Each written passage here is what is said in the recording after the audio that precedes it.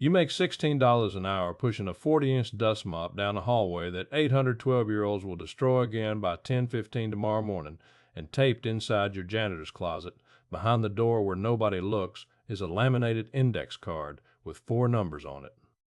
Nobody at this school has ever asked what they are, because nobody asks a janitor anything except where the spill is. The custodial staff thinks you are saving for a truck. The office ladies think you are shy. What none of them know is that the numbers on that card open doors on the other side of town, doors your name is never spoken behind, and that the quietest man in this building runs something considerably larger than this building. The school district pays you $2,200 a month before taxes and gives you summers off, and you have not yet decided if this is the last year you take either one, because the mop, if you want to know the truth, is where you do your best thinking. This is the story of how a school janitor ends up cleaning half of downtown without anyone ever learning his name. It starts with a substitute cleaning job you almost turned down. 9 years ago, 24 years old, you were 3 months into the school district job when your cousin Teresa called in a panic. She cleaned the dentist's office 3 nights a week, off the books $240 a month, and her appendix had other plans, and if nobody covered her nights, she'd lose the account. You covered 11 nights. The office took 90 minutes if you didn't rush, and on the 4th night, wiping down a reception counter at 9 p.m., you did the arithmetic that changed the direction of your life. $240 for roughly 18 hours of monthly work was $13 an hour, nothing special. But the dentist wasn't buying hours. He was buying a result, a clean office every Tuesday, Thursday, Sunday, and he did not care at all who produced it or how long it took. Your school job paid you for time. The dentist paid for an outcome. You stood there with a spray bottle and understood that these were 2 entirely different kinds of money, and that everyone you knew, your whole family, 3 generations of hard workers, had only ever been paid the first kind. Teresa came back, kept her account, and you went looking for your own dentist. It took 4 months and 31 unanswered flyers to land the first one, an accountant's office above a florist. $410 a month, every Monday and Thursday night after your school shift. Within a year, you had 4 accounts, all small, an insurance agency, a law office, a physical therapy clinic, the accountant, about $1,900 a month for roughly 60 hours of your nights, and here's where the story would normally flatten out, because there are only so many nights, and a man who sells his evenings after selling his days has not escaped anything. He has just doubled his sentence. You knew it too. You could feel the ceiling with your hands. The whole thing changed because of a mistake, which is the part you never say out loud at family parties. You overbooked yourself. You took a 5th account, a chiropractor, before checking the calendar against your school schedule. Parent night, mandatory. You had to either give the account back or find someone else to clean it, and giving it back felt like dying, so you paid a guy from your church, Emmanuel, $90 to clean what the chiropractor paid you $155 for, and you drove over afterward to check his work with your stomach in a knot, and the office was cleaner than you would have gotten it. $65 had appeared in your life without a single minute of your labor. You sat in your car outside the chiropractor's office doing the same math over and over like it might break. It never broke. The next 3 years were the slow, unglamorous assembly of a machine, 1 piece at a time, with wages as the seed capital. You formalized. An LLC, Brightline Facility Services, $400 all in, named deliberately generic so it sounded bigger than 1 man and a Corolla full of supplies. Insurance, general liability, plus a janitorial bond, $140 a month, which felt insane until the first time a prospect asked for a certificate of insurance, and you sent it within the hour and won the account against 2 cheaper bids that couldn't. You learned that in commercial cleaning, trust outsells price, because the buyer isn't really buying clean floors. They're buying never having to think about the floors and never getting a call about a prop door or a missing laptop. Emmanuel became your first real employee, then his sister-in-law, Blanca, then a retired custodian named Walter, who could strip and wax a floor so beautifully that you eventually put before and after photos of his work in every proposal. You paid better than the franchises, $18 to $22 an hour when the going rate was $14, and charged accordingly, and the crew stayed, and the staying, it turned out, was the entire business. Every janitorial company can clean. Almost none of them can keep the same faces in a building for 3 years. Property managers notice one thing, and it is that you kept the school job through all of it, and everyone from your accountant to your girlfriend at the time asked why, and the honest answer had layers. The health insurance first, which as a district employee cost you almost nothing and would have cost Brightline a fortune. The pension, which your father, 30 years at the plant, would rise from his grave to haunt you for abandoning. But under those, something quieter.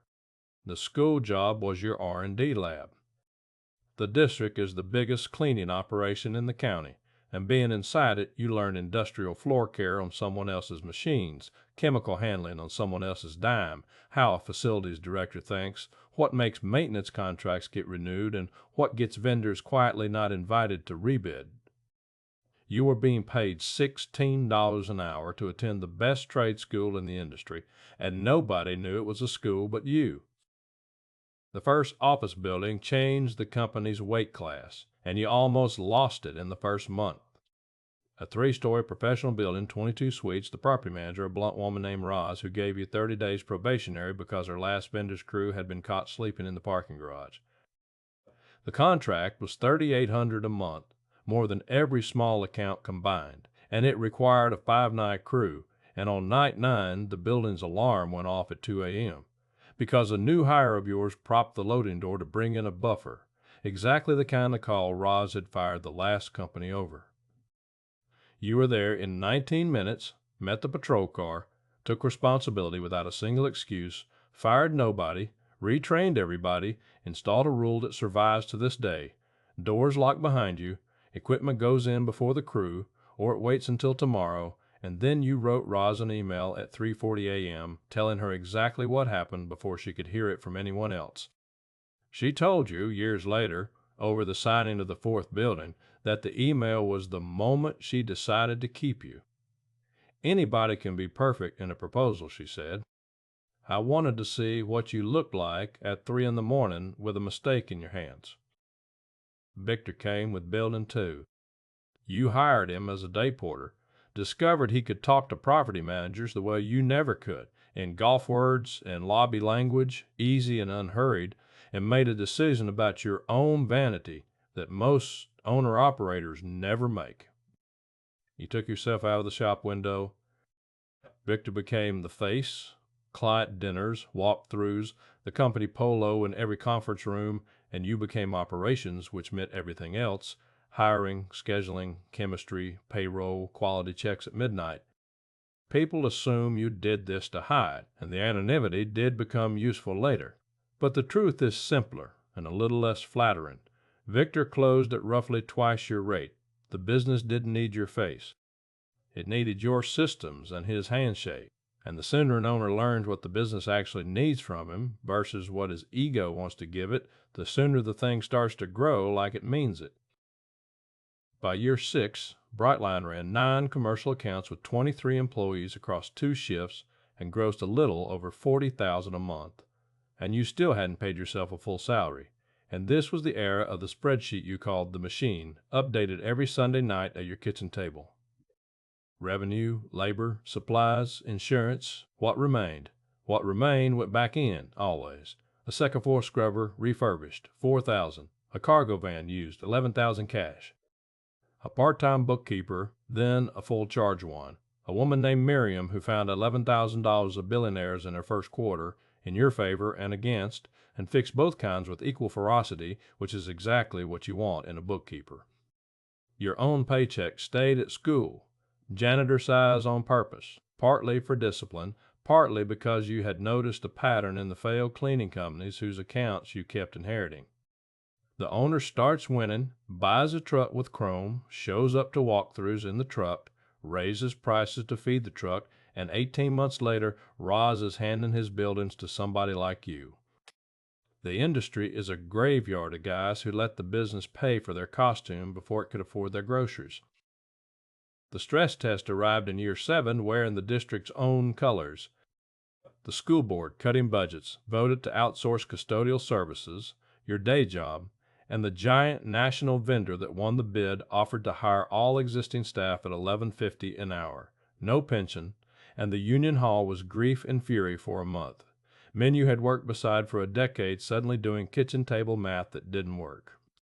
And you sat in those meetings with a secret that had grown too big for the room, because Brightline, your Brightline, had been quietly invited to bid on a piece of that same contract, the district's 3 administrative buildings, and you had spent 4 nights walking your own numbers, wondering whether taking it made you a traitor or a lifeboat. You bid it. You bid it with wages at $19 an hour listed in black and white in the proposal, and you lost on price exactly as expected, and then 7 months later the national vendor face-planted on service, as they reliably do, and the district facilities director, a man who had signed your timesheets for years without ever really seeing you, called Brightline's office number to ask if the number 2 bidder was still interested, and Victor said he'd check with operations. You took the 3 buildings. You hired 6 of your old coworkers at $19 an hour, including 2 who had trained you, and the day the contract started, you mopped the superintendent's hallway yourself, off the clock, for reasons you have never fully unpacked and don't intend to. That contract forced the question you've been dodging for 2 years, because you could not legally or physically remain a district custodial employee while your company cleaned district buildings. Conflict of interest, black and white. So in August, year 7, at 32 years old, you turned in your keys to the middle school, and the walkout was nothing like the movies. No speech. A potluck in the break room. Walter, who had retired from the same district before joining you, drove over just to watch you carry out your box, grinning like a man watching his kid graduate. Your pension vested small and stays where it is, a little monument to your father. And here is the strange part, the part you'd never have predicted at 24. You cried in the car, one short, ugly burst, hand over your mouth in the parking lot you'd plowed snow off of 100 times. Not because you'd missed the wage, but because the building had been true to you, $16 an hour every hour for 9 years, while you built something in its shadow, on its lessons, and no one there had ever once made you feel small for being the janitor, and you were leaving as the owner of a company those kids' parents' offices called when the floors mattered. Both things were yours. The mop and the machine. You drove home with the windows down. Money, at this point, requires its own quiet architecture, and you built it the boring way, the way you build everything. Brightline pays you a salary now, a reasonable one, decided by Miriam and the accountant, not by your moods. Distributions above that happen quarterly, on a schedule, into accounts that don't touch the checking account you carry a debit card for. The company owns the vans. An entity you'd have to explain slowly owns the small warehouse Brightline rents, meaning your company pays rent to a landlord that is also, in a paperwork sense, you, a sentence your grandfather would have needed to sit down for. 61,000 invoiced last month. Roughly 44,000 went out. Wages first, always wages first, then supplies, insurance, fuel, the warehouse, Miriam, taxes set aside in their own untouchable bucket. What remained was more in 1 month than the school paid you in a year, and it landed silently, and no one honked, and there is no photograph of it, and you have come to understand that this is precisely what real money sounds like. Nothing. Sounds like nothing. The part of the business nobody romanticizes, the part that actually decides who survives, is the bid, and you learn to build one the way Walter stripped a floor, in layers, no shortcuts. Commercial cleaning is sold by the square foot but produced by the hour, and the entire game lives in the gap between those 2 facts. A production rate is how many square feet one trained cleaner covers in 1 hour at a defined standard. General office space runs 3,000 to 4,000. Medical suites drop under 2.5 because of the touchpoint protocols. Restrooms bid separately because restrooms are their own weather system. You walk a building with a laser measure and a clipboard, floor by floor, and you come home with a number nobody can argue with. This building is 11.4 labor hours a night, 5 nights a week, and from there the arithmetic marches in a straight line. Hours times your real loaded labor cost, wages plus payroll taxes plus insurance plus the supervisor's drive-by, times the month plus supplies at about 4%, plus equipment amortized like Miriam taught you, plus margin, and the margin goes on last and in the open, because you decided early that Brightline would never once win a building on a number you'd have to escape from later. The franchises bid the other direction. They start from whatever wins, staff it at $14 an hour with whoever answers the ad, and then the math quietly eats the service, night by night, until the prop doors and the missed trash cans and the 3-month vendor swap that property managers describe with a tired wave. You have inherited 9 buildings from that wave. You have lost exactly 4 bids in 6 years to it, and gotten 3 of those buildings anyway, inside a year, at your original number, which is the closest thing to a victory lap this industry offers. And the strangest lesson in all of it is that the honest bid protects everyone except your ego. It pays Blanca 22 an hour in daylight arithmetic. Anyone could audit. It survives a wet spring. It means Roz's renewal meeting takes 11 minutes and ends in a signature, because the number was true the day it was born and never needed a story. $16 an hour taught you to sell time.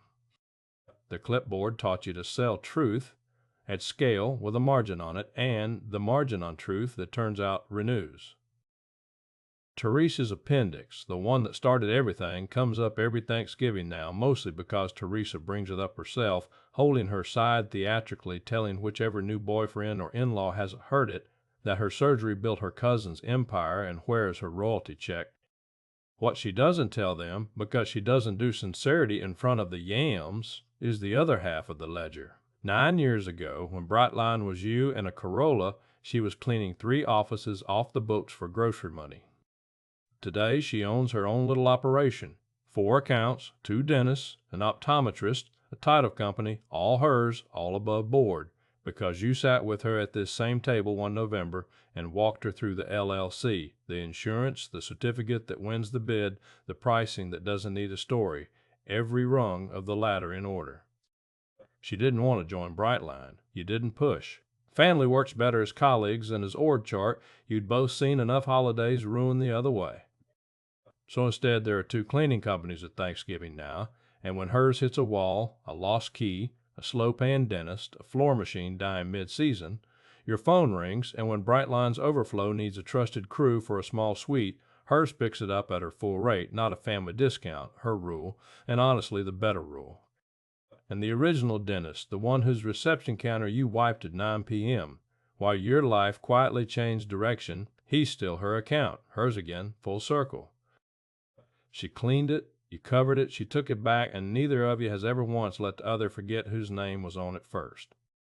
Last year, she cleared $71,000, which she announced at the table the way other families announce engagements. And your mother, who spent 30 years believing cleaning was the thing this family was trying to climb out of, looked around at the 2 of you, the mops that became companies, and said, well,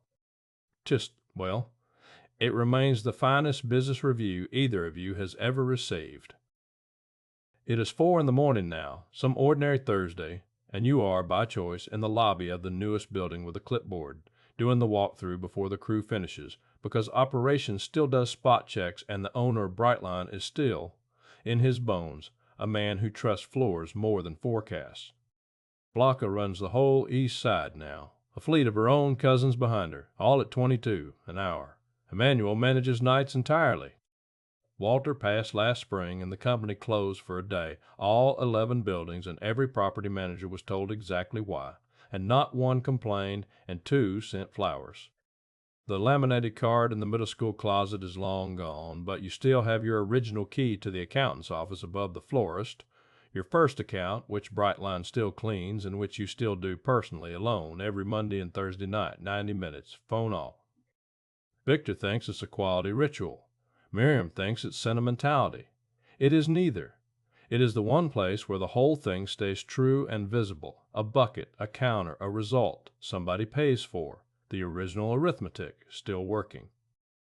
You wipe down the reception glass, lock the door behind you, checking it twice, the old rule, and stand a moment on the dark stairs above the florist, smelling refrigerated roses, holding the quiet. 812-year-olds will destroy a hallway again at 10:15 this morning. It is, for the first time in 9 years, not your hallway.